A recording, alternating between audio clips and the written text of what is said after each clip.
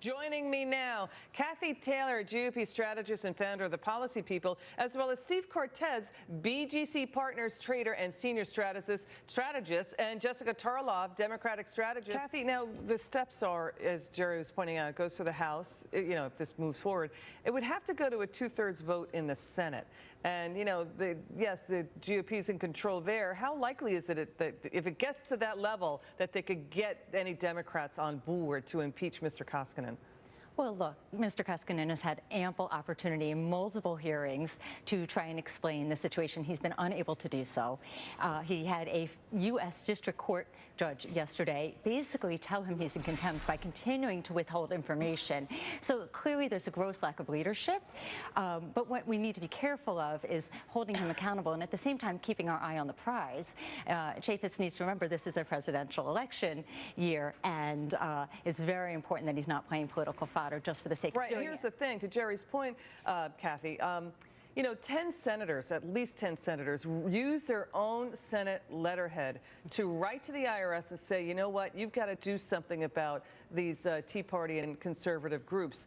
Using the letterhead to send letters to the IRS to do something. It was Senator Al Franken. It was Max Baucus. It was, Charles Schumer was over in the House. It was Representative Peter Welch. Some of these guys are still there. Do you think they can really get an impeachment vote? The same guys who put the arm on and the pressure of the IRS to do this.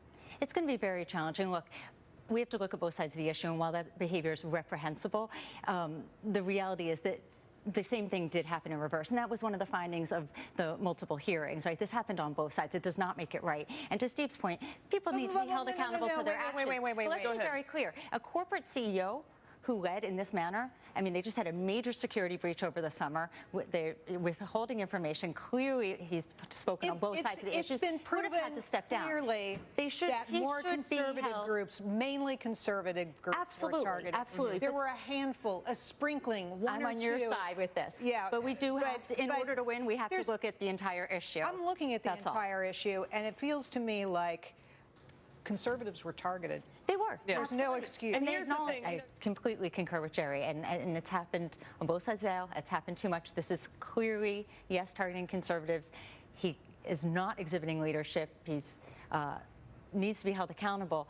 But when you look at Chaffetz's timing, there's no speaker theoretically at the moment. I mean, there's Boehner, but that's about to change. Let's back up. Let's stay on that for a second. I want you guys to weigh in this. Let's make John it the issue, Boehner stepping aside. Did this make it easier to bring impeachment proceedings against Mr. Koskinen? Theoretically, because as Ryan theoretically becomes Speaker on Thursday, that means there's an opening for the House Ways and Means, who's the other committee that has oversight into this issue. Jessica makes a good point, Cathy, and the IRS is often looked at as sort of this acultural, denatured thing, like a machine, like a sewing machine, where it's populated by people who are human beings who make decisions, rightly or wrongly, affect the American people, affect the taxpayer. But here's the situation right now as it stands. Mr. Koskinen was a former Freddie Mac executive. He was brought in as a reformer. Instead, he has helped the administration to push back against and to cover up Congress's investigation here and to stonewall. So,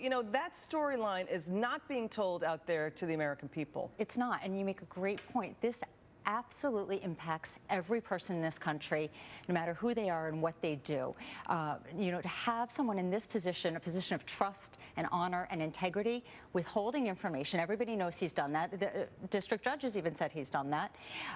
Withholding information, being inconsistent in his stories, covering things up is really unacceptable, and it makes the average person very, very distrustful of an entity and an organization that's really very critical to the success of the U.S. economy and the U.S. government.